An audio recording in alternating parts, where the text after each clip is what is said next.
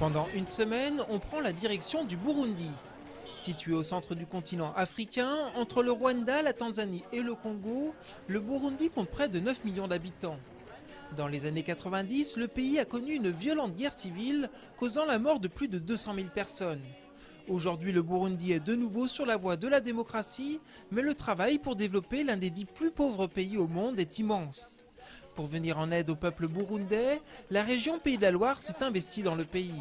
Ça n'est pas qu'une action du Conseil régional. Nombreux acteurs se sont associés, ont impulsé cette démarche de coopération. Et surtout, les autorités du Burundi, les acteurs du Burundi, sont extrêmement motivés pour transformer des idées en actions.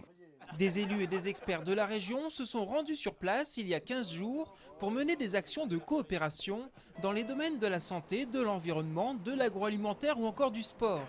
Depuis 2006, une véritable coopération est en marche. Il y a même un bureau de la région Pays de la Loire installé à Bujumbura, la capitale burundaise. Entre le bureau et les actions menées sur place, le conseil régional déboursera cette année plus de 300 000 €. Une somme qui fait bondir les élus de l'opposition.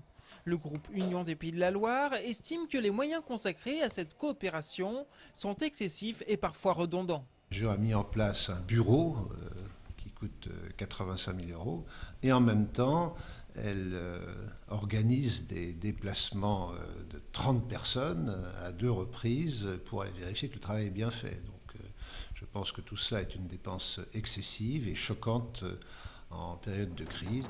Pourtant, dans les rangs de l'opposition, un élu a décidé de faire le déplacement aux côtés du président Oxiette.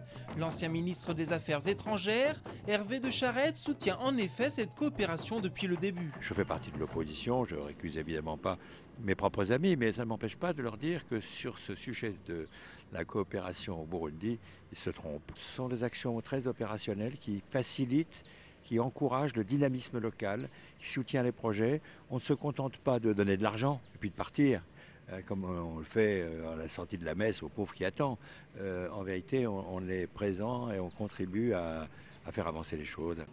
Toute cette semaine, on découvrira plusieurs actions concrètes, initiées et accompagnées par la région des Pays de la Loire.